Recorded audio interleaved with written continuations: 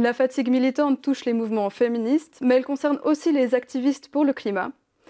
Notre invitée du jour en sait quelque chose. Anaïs Tilquin, vous êtes activiste dans la campagne Renovate Switzerland. Vous avez vous-même connu 2 burn-out militants. Comment vous en êtes arrivée là? Alors, c'était des burn-out dans d'autres campagnes et d'autres collectifs. Je pense qu'il y en a eu 2 types. Il y en a un, c'était simplement parce que c'était trop dur. C'était pendant la grève de la faim de Guillermo Fernandez en 2021. Et en fait, cet homme n'a pas mangé pendant 39 jours. Je dirigeais la campagne autour. Il a fallu tout donner pendant 40 jours et c'était très, très intense. Et ça m'a mis au tapis après pendant quelques mois. C'était vraiment parce que c'était trop dur. Et l'autre type de burn-out que j'ai fait, ça, c'était quelque chose qui est beaucoup plus facile à régler. En fait, c'était juste que les collectifs étaient très mal organisés. Il y a des informations tout le temps partout. On ne sait pas qui décide, c'est le bordel. Et ça, c'est extrêmement stressant. Et en fait, c'est de la mauvaise organisation qui amène beaucoup de gens au burn-out. Donc, au sein de Renovate Switzerland, vous avez établi des règles pour éviter ça. De quoi s'agit-il? Donc, c'est pas une formule magique, mais on a beaucoup de règles, effectivement, et c'est des trucs très simples. Par exemple, les réunions, elles sont régulières, elles commencent à l'heure, elles finissent à l'heure. Quand on doit partager une information, on se demande à qui je dois la donner pour pas bombarder les gens. On prend des nouvelles les uns des autres, on se donne des retours positifs pour s'encourager. Et c'est vraiment un catalogue de pratiques qui sont en fait assez connues pour peu qu'on cherche à se renseigner dans le monde militant. Et ça fonctionne?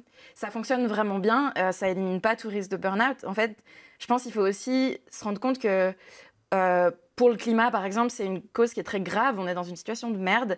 On fait des choses très dures et c'est normal d'en chier. Je dis ça exactement comme on se le dit entre nous. Et c'est un peu rassurant des fois de se dire ok, je fais un truc dur, c'est normal. Il y a des gens dans l'histoire qui ont fait des trucs aussi durs et qui ont gagné. Et ça va aller, en fait. C'est normal que ce soit dur et je vais persévérer. Mais effectivement, c'est pas toujours possible d'arriver sur le long terme à maintenir ça. Le site de la Grève du climat met en garde contre une possible glorification du burn-out militant. Ça vous dit quelque chose? Je pense que c'est qu'on se pousse beaucoup à faire autant qu'on peut parce que c'est des problèmes infinis. Puis le revers de la médaille, c'est qu'on peut se sentir coupable si on ne fait pas assez. Et ça aussi, c'est des pratiques, essayer de se mettre des objectifs clairs.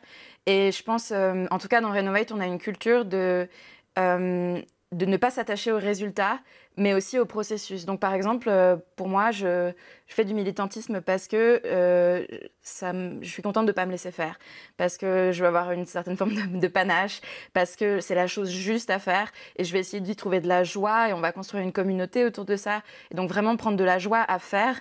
Et si ça ne marche pas, si on n'obtient pas une victoire tout de suite, de toute façon, il va falloir continuer dans le long terme. Donc il faut construire cette joie dans le fait de faire. Donc vous avez confiance pour l'avenir du militantisme? J'ai confiance et j'aimerais aussi dire aux gens qui nous regardent que c'est un phénomène qui est important, le burn-out militant, mais en fait, il y a aussi énormément de joie militante et que du coup, c'est des espaces où ça vaut la peine de venir et qu'il y a de la place pour tout le monde. Merci pour votre partage, Anaïs Tilquin. Merci à vous.